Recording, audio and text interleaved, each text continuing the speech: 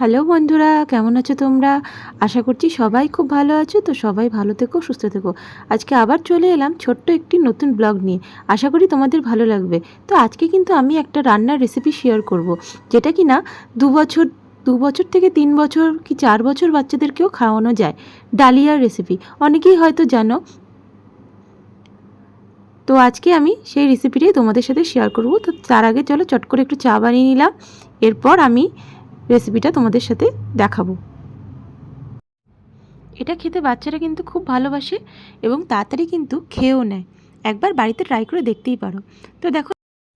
তো দেখো সবজিগুলো কেটে রেখেছি। এখানে গাজর, আলু এবং পেঁপে রয়েছে, আর ওদিকের বাটিতে রয়েছে টমেটো এবং আলু, আর তার পাশে রয়েছে পেঁয়াজ কুচি এবং আদা কুচি।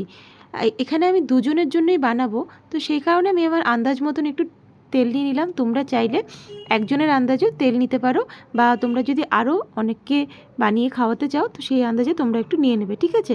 তো ডালিয়াটা আমি একটু ভিজিয়ে রেখেছিলাম, এবার আমি একটু ভালো করে ধুয়ে নিলাম।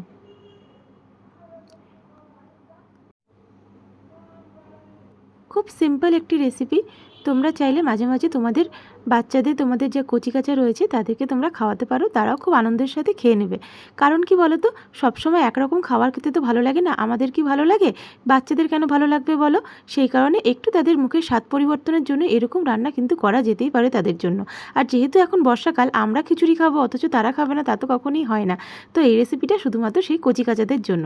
তো দেখো, গরম তেলে আমি একটুখানি তেজপাতা এবং জিরা দিয়ে দিলাম, গোটা জিরে, ঠিক আছে? এরপর কেটে রাখা পেঁয়াজ কুচিটা দিয়ে দিলাম। এবার একটু ভালো করে নাড়িয়ে চাড়িয়ে নেব। আচ্ছা, অবশ্যই গ্যাসের আঁচটা কিন্তু মিডিয়াম ফ্লেমেই রাখবে। কারণ কি হয়, পেঁয়াজটা অনেক সময় পুড়ে গেলে তখন খেতে কিন্তু মোটেও ভালো লাগবে না, এবং কি রান্নার যে একটা সুন্দর কালার আসে না, সেটাও কিন্তু আসবে না। তো এখন আমি টমেটো এবং আলুটা দিয়ে দিলাম, নিয়ে আবার একটু আমি নাড়িয়ে নেব। আমি এখানে সর্ষের তেল ইউজ করেছি, তোমরা চাইলে কিন্তু সাদা তেল দিয়েও রান্নাটা করতে পারো। তো দেখো, ভালো করে নাড়িয়ে চাড়িয়ে নিচ্ছি। একটুখানি নাড়ানো হয়ে যাওয়ার পরে আমি অল্প একটু জিরার গুঁড়ো দিয়ে দিলাম। আগেই বলছি, আমি কিন্তু দুজনের আন্দাজে এটা করছি, তো দুজনের পরিমাণে যেটুকু দরকার মশলার সেটুকুই আমি দেব। অল্প একটু আদা পেস্ট ছিল, আমি এটা আদাটা পেস্ট করিনি, এটা আমি একটু কুচিয়ে রেখেছিলাম, তো ওই আদা কুচিটাই আমি দিয়ে দিলাম। একটু হলুদ দিয়ে দিলাম। তোমরা চাইলে কিন্তু গরম তেলে শুকনো লঙ্কা ফোড়ন দিয়েও রান্নাটা করতে পারো, কিন্তু যেহেতু বাচ্চার রান্না তো তাই লঙ্কা আমি দিইনি। এরপর বাকি যে সবজি কাটা ছিল, পেঁপে, গাজর এবং আলু, সেটা আমি দিয়ে দিলাম, দিয়ে ভালো করে নাড়িয়ে চাড়িয়ে নিলাম।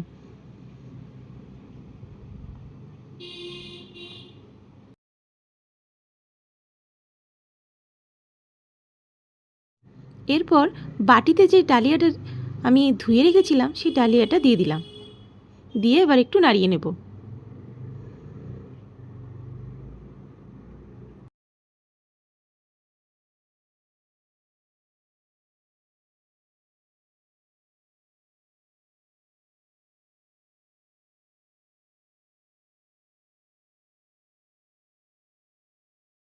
ভালো করে একটু নাড়িয়ে চাড়িয়ে নিলে কিন্তু রান্নার একটা আলাদাই স্বাদ পাওয়া যায়, তাই না?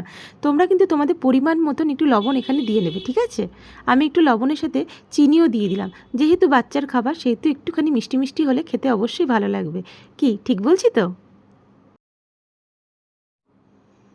যাতে একটু ঝালঝালও লাগে সেই কারণে কিন্তু আমি আদা আদা কুচিটা দিয়েছিলাম।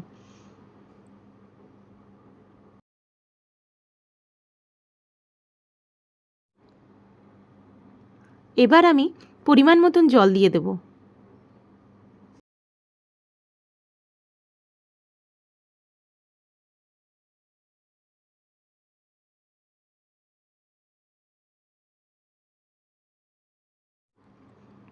গ্যাসের আঁচটা কিন্তু মিডিয়ামেই থাকবে।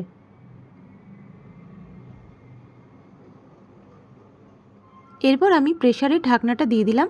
বেশ কয়েকটা সিটি পড়বে, না হলে কিন্তু জিনিসটা একটুখানি মাখো মাখো হবে না।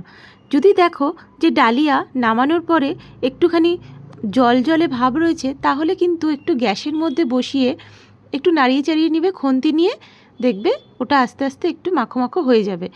এই যে যেরকমটা আমি করছি। আমার অলরেডি ডালিয়া বানানো হয়ে গেছে, তাও আমি একবার ভালো করে একটু নাড়িয়ে নিয়ে দেখে নিলাম যে সব ঠিকঠাক আছে কিনা।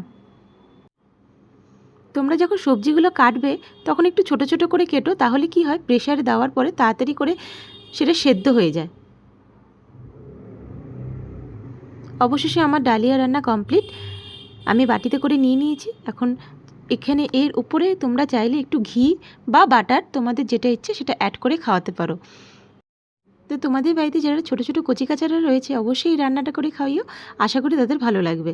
তো আজকের মতন আমার এই মিনি ব্লগটা এখানেই শেষ করছি। কেমন লাগলো একটু প্লিজ কমেন্টস করে জানিও এবং লাইক করে দিও। আর অবশ্যই আমার প্রোফাইলটি ফলো করে দিও। কেমন? তো তোমরা ভালো থেকো, সুস্থ থেকো, ভালোবাসা দিও। তো চলো টাটা।